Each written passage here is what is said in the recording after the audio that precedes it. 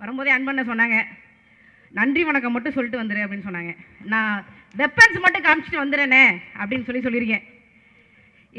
இந்த வெப்பன் வந்து கள்ளச்சாராயம் காய்ச்சுகின்ற திமுக காரன் கையில் இருக்கக்கூடிய வெப்பன் இல்லை.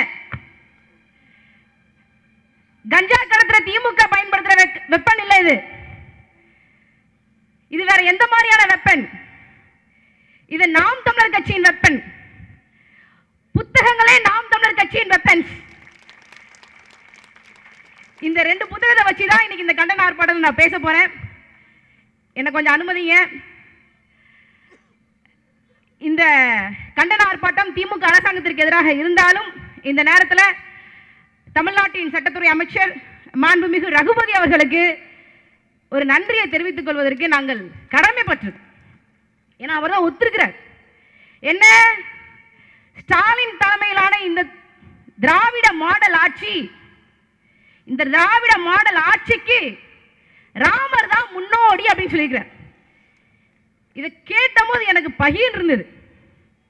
என்னடா பட்டத்து இளவரசருக்கு எதிராக சீனியர்கள்லாம் சதித்திட்டம் தீட்டுறாங்களோ அப்படின்னு நான் நினைச்சேன்.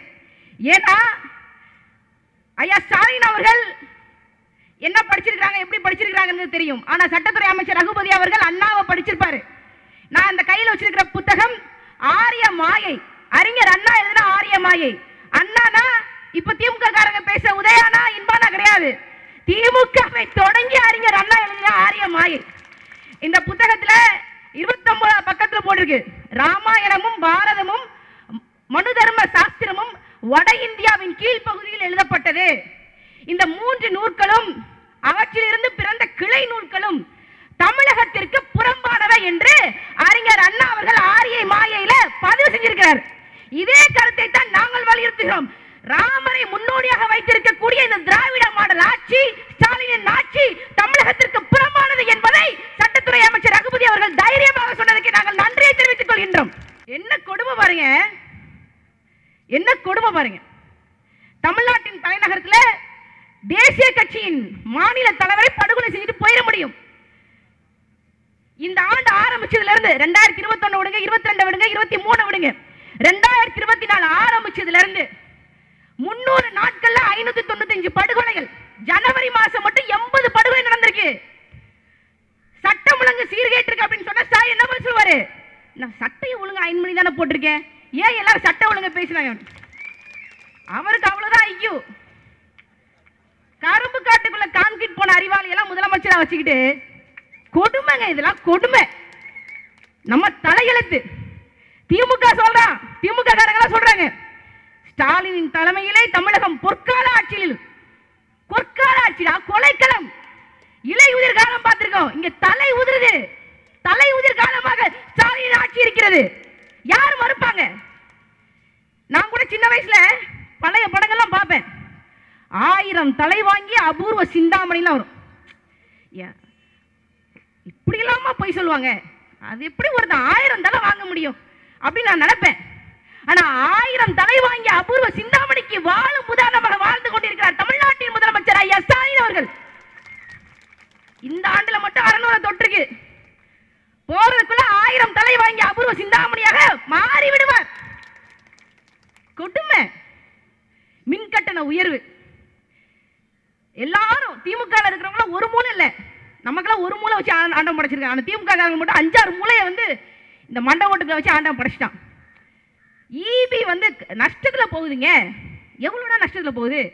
10 வருஷத்துக்கு முன்னாடி ஈபி ஒவ்வொரு ஆண்டுக்கும் நிதி இழப்பாக 19,000 கோடி இழப்பீடு கணக்கு காட்டினாங்க. இப்போ 2022-23 நிதியாண்டுல 1.25 லட்சம் கோடி நிதி இழப்பாக ஈபி காட்டுது. சரி, 10 ஆண்டுகளுக்கு முன்னாடி தமிழ்நாடு மின்சார வாரியத்தின் கடன் 44,000 கோடி இருந்தது. இப்போ 1,60,000 கோடி. அது எப்படி ராஜா? தமிழ்நாட்டு மக்களுக்கு மின்சாரத்தை கொடுக்கக்கூடிய மின்சார வாரியத்தின் நிதி இழப்பு அதிகரிச்சுட்டே இருக்கு, வட்டி அதிகரிச்சுட்டே இருக்கு. ஆனா திமுக காரர்கள் ஸ்டாலின் குடும்பத்தினுடைய சொத்து பட்டியல் இந்த 10 ஆண்டுகள் அதிகரிச்சுட்டே போகுது. அதுக்கு என்ன காரணம்? அகண்ட விரிஞ்ச காவிரி குறுகி போகுது. திருக்குவளையில பிறந்து மஞ்சப்பை எடுத்துட்டு திருட்டுறையில சென்னைக்கு வந்த கர்நாடகின் சொத்து பட்டியல் 30,000 கோடிக்கு மேல போகுது. அதுக்கு என்ன பதில் இருக்கு? அதுக்கு என்ன பதில் இருக்கு? நிதி இழப்பு ஏற்படுது உங்களுக்கு. உண்மையிலே நிதி இழப்பு ஏற்படுது. கமுதியில அதானி சூரிய ஒளி வச்சு மின்சாரம் தயாரிக்கிறான். வெளி மார்க்கெட் பிரைஸ் ஒரு யூனிட்டுக்கு வேற 2 ரூபாய் இருந்து 3 ரூபாய் தான். ஆனா அதானி ஏதோ பொண்ணை வச்சு ஏதோ மின்சாரம் தயாரிக்கிறான்னு தெரியல. அதானி சூரிய மின்சார பூங்காவில் இந்த தமிழ்நாடு அரசு ஒவ்வொரு யூனிட்டுக்கும் 7 ரூபாய் கொடுக்குது. 7 ரூபாய். 25 ஆண்டுகள் ஒப்பந்தம். ஏன் அப்பா வீட்டு காசு நீ கொடுக்குற? உங்க அப்பா கனவாசலுக்கு சேர்த்து வச்சாரு அந்த காசா ஒவ்வொரு யூனிட்டுக்கு 5 ரூபாய் கூட்டி கொடுக்குற? தமிழ்நாட்டு மக்கள் உண்மையாக நேர்மையாக உழைத்து செலுத்திய வரி பணம் எங்க கிட்ட ஆட்சி வருதுன்னு வச்சுக்கோ, அதானி அந்த தமிழ்நாட்டிலிருந்து ஓட ஓட விரட்டி அடிப்போம். இந்தோனேஷியால இருந்து தரக்குறைவான நிலக்கரியை வாங்கி அதை நம்ம கிட்ட 3 மடங்கு விலைக்கு வித்துட்டான் அதானி. அவன் மேல ஒரு வழக்கு ஒரு நடவடிக்கை எடுக்க துப்பில்ல. இந்த 10 நாட்கள்ல அதானி வந்திருக்காப்ல. வந்துட்டு அவர் யாரை தெரியுமா பார்த்தாப்ல? மாப்ள சார்.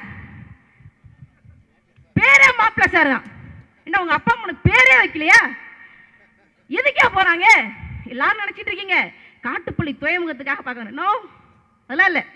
பட்ஜெட்ல நிர்மலா சீதாராமன் சொல்லியிருக்கிறாங்க, இனிமேல் அணுவை வைத்து மின்சாரம் தயாரிக்கக்கூடிய அணுமின் ஆலயத்தையும் தனியார்களை எடுத்து நடத்தலாம் என்கின்ற ஒரு சட்டத்தை ஒரு திட்டத்தை பட்ஜெட்ல நிர்மலா சீதாராமன் சொல்றாங்க. அதானி 44,000 கோடியை வச்சுக்கிட்டு இந்த மாப்பிள சாரை பார்க்க வந்திருக்கிறான்.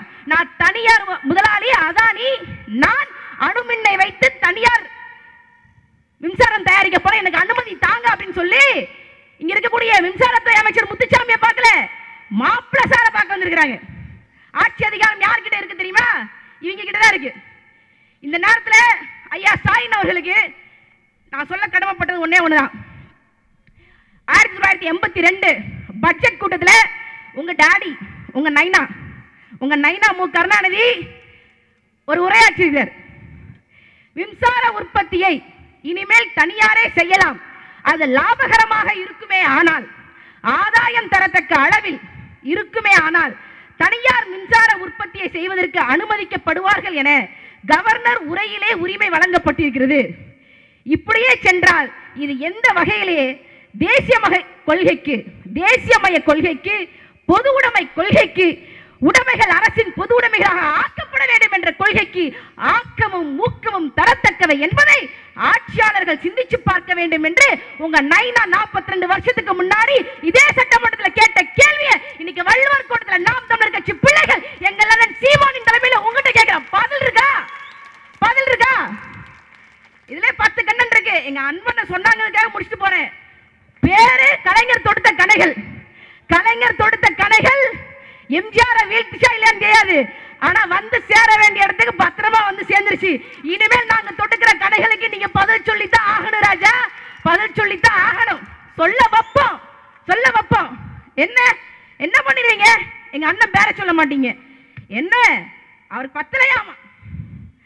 நாம் தமிழர் கட்சியின் தலைமை ஒருங்கிணைப்பாளர் சீமான் அப்படின்னு சொல்ல மாட்டாராமா. மாண்புமிகு தமிழ்நாட்டின் முதலமைச்சர் திரு சீமான் அவர்களே என்றுதான் ஸ்டாலின் அவர்கள் எங்கள் சீமான் அவர்களை பேசுவேன். சீமான் அவர்கள் பேரை சொல்லணும் அப்படின்னா இப்படிதான் பேசுவேன். ஐயா ஸ்டாலின் அவர்களே, உங்க வாழ்நாளுக்குள்ள உங்க வாயை திறந்து தமிழ்நாட்டின் முதலமைச்சர் மாண்புமிகு திரு சீமான் அவர்களே என்று உங்களை சொல்ல வைக்கல, சொல்ல வைப்போம். நன்றி, வணக்கம். நாம் தமிழர்.